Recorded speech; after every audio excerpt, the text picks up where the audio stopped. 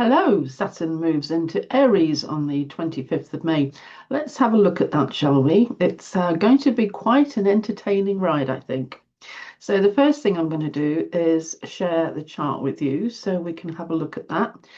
Right, so Aries, immediately obvious because, again, so many planets going through this sector of the sky. Um, yes, Saturn is just in Aries. I've just made this up for the 25th. And Saturn has just gone into Aries. Aries, of course, is zero Aries is of course the beginning of the zodiac.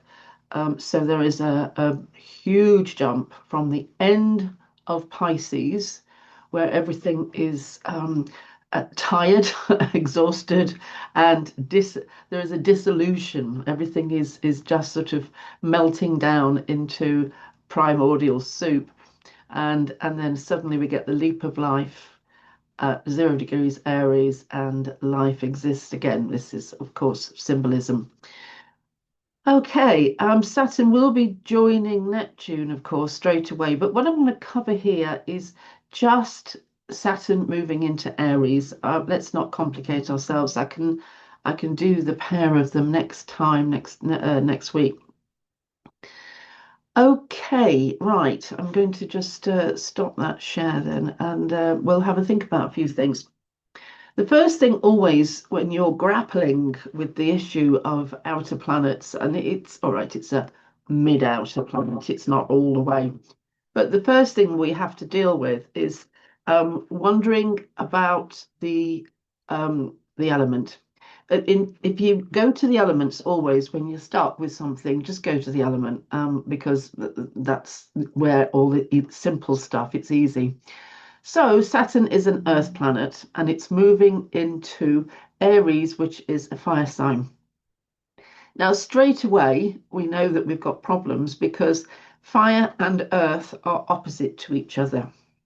Earth is absolutely terrified of the chaos of fire, and fire is absolutely terrified of the order of earth. And this is our first huge signal, and the thing that we should be most aware of. I'm actually reminded of something here to do with ancient Egypt. As you know, I'm studying Egyptology, and it makes me think of the war between Horus and Set. If you follow Egyptian mythology, so Horus represents for the Egyptians. It wasn't a case of good or bad. It was a case of order versus chaos. Horus representing order and Set representing chaos. And their struggle was probably one of the first myths that were actually recorded that we have and are able to read. So it's a very ancient story indeed. By the time we get to the Romans, where the name Saturn comes from, then there's been a couple of thousand years of understanding in a spiritual way the chaos and order uh, dialogue, the opposition, the dichotomy.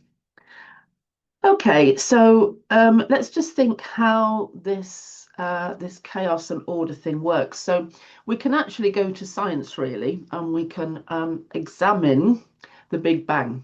We can look at the science which said that there was energy, loads of energy, and somehow the energy started to collect in dense, well, this is all nanoparticles, of course, tiny, tiny, weeny nanoparticles, and lattices of energy were formed, and that attracted, it created gravity, which attracted, and so on and so forth.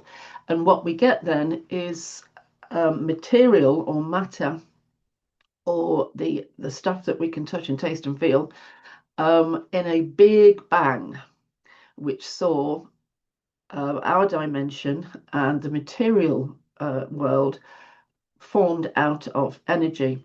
And we know that if we take a big industrial microscope, as they do, and they look into molecules and atoms, they never find a hard bit. The whole thing is just made up of spinning energy.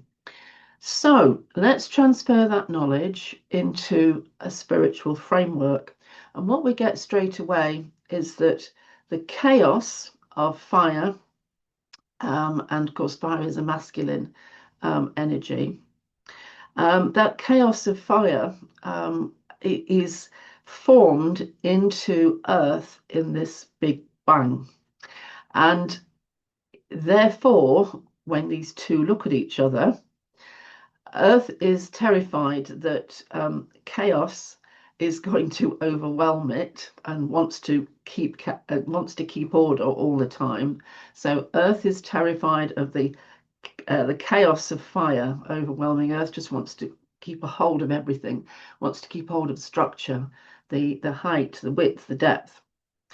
And fire, on the other hand, is absolutely terrified that it's suddenly going to be put into the structure of Earth, that it is going to have to be formed into something and held in that prison, I suppose.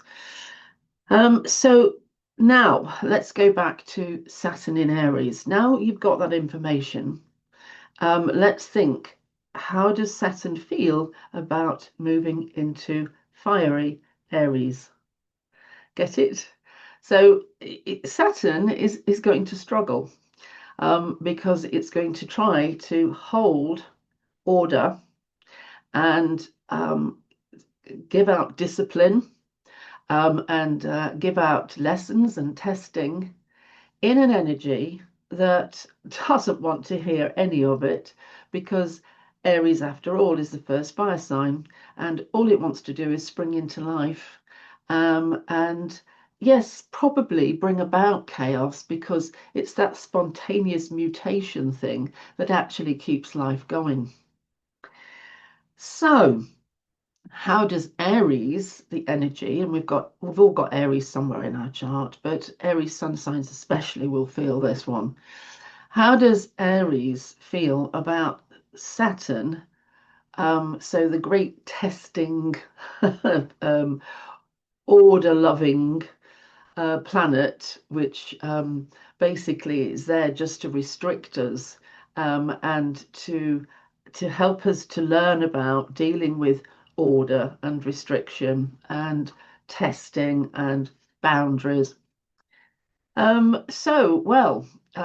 Aries is, I can't believe what's happening, I suppose, because it's already trying to deal with Neptune. And now it's got yet another feminine energy. So Neptune being water, Saturn being earth. It's now got another feminine energy to deal with, but this one of a different nature. Now, when we look at that in the world, just, what's going on in the world, in terms of all the atrocities, the wars, the challenges that are going on between nations.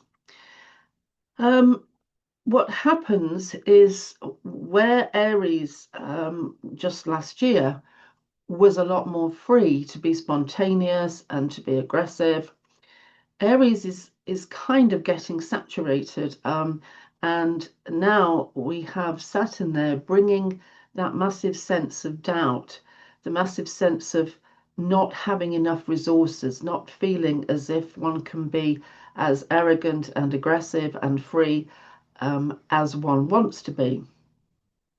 And so Aries now has more of a doubting, lack of confidence than it had before. And so this may cause aggressors to feel as if they are no longer have the upper hand. They may not be so sure of themselves anymore. So we have to see how that pans out sort of nationally in the world forum. When it comes to individuals, if you can find out where Aries is in your birth chart and therefore where Saturn is moving, then you've got lots of clues in those houses, in that house, because that is where all this is going to be taking place. Generally, it means that the formidable spirit is now being tempered with an energy that wants to put order to it, test it, and remind it that it is not omnipotent and it has to obey the law like everybody else. And so we may find lawmakers, for instance, going back to the world stage, we may find lawmakers, for instance, acting as a Saturnian influence over the Aryan dismissal of the rules of law. We may find that. Wherever you're living, you may sort of look at your own politics and think, okay, now, whereas this energy had a free hand before, now it appears as if it's being reined in. As going back to us personally, wherever we have felt that we can be unlimited, that we have a lot of energy, feistiness, combativeness, fighting spirit, etc.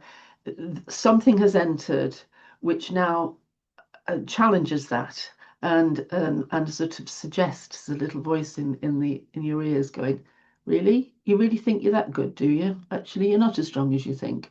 I don't know where you get this confidence from. If I were you, so it's like, there you go. Right, I hope that was useful. And don't forget Alison Chester-Lambert. I'm a psychological astrologer, actually. I have a website, Alison Chester-Lambert, would you believe? And you can check out my readings, the price, etc. And it would be wonderful to talk to you if you did. Thank you very much. I've also got 5 books out. There's a list of them at in the comments underneath the video. Thank you. It's been wonderful to talk to you. I hope that was useful, and I will see you next week. Thank you. Bye-bye.